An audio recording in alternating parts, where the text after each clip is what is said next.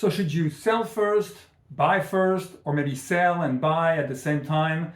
It can be a little bit confusing, and I'm going to try to shed some light on this and give you some clarity.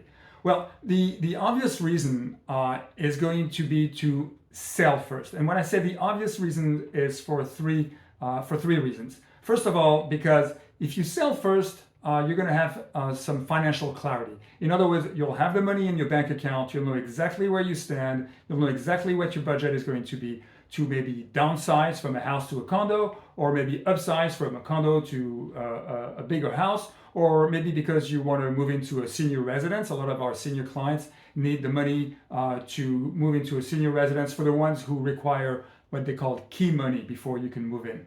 So that'll give you some financial clarity. Reason number two is because it lets you have focus. So in other words, you sell your property, and selling your property can be a little stressful, a little bit complicated for some. And so if you sell the property, you're done with the deal, then you can just focus on looking for a new home, and you don't have to worry about juggling both transactions at the same time. And the third reason is financial power. If you sell first and you want to go and look for another property, it'll give you the option of possibly making an all-cash offer if you cleared enough money from the sale of your property. And it'll also give you the option of telling the seller, listen, I have a lot of money for the down payment. My loan is already pre-approved because it's going to be a small loan, because a lot of my purchase is going to be all cash. So it'll give you that priority, or that more attractiveness above other buyers who might have to get a loan. Now, if that's not something that's possible for you, then there is something that we negotiate for our clients, and it's called a leaseback.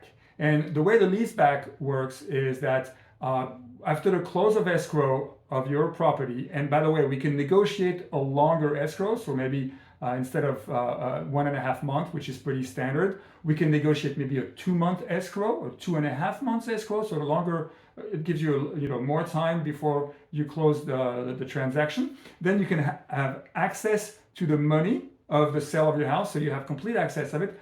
But you don't have to move out right away, because we've negotiated what's called a leaseback, where now the new owners of your home are renting the house back to you. You're becoming their tenants. We can negotiate a rent amount sometimes as little as $1 a month, all the way to maybe what the mortgage is going to cost the new owners for your house. So that's very negotiable. And we can negotiate that sometimes from anywhere from 1 month, 2 months, 3 months, maybe 6 months after the close of escrow. So altogether, you could have a 2 months escrow plus maybe a 2 or 3 months leaseback, giving you maybe 5 months, 6 months to find another property if that's what you want to do. So there's definitely a very, very powerful options. There's also some companies out there that will finance the purchase of your home, of a new home, based on the value of your property. There's a fee for that. They'll make the transaction very easy. They'll basically advance you the money. And if that's something that interests you, we have special relationships with these companies that we can put you directly in touch with them. So there's a lot of options that a professional realtor, an experienced realtor can do for you. And so if you have any questions about that, feel free to reach out to us, and I'm happy to have a chat and explain everything in more details. Thanks for checking in.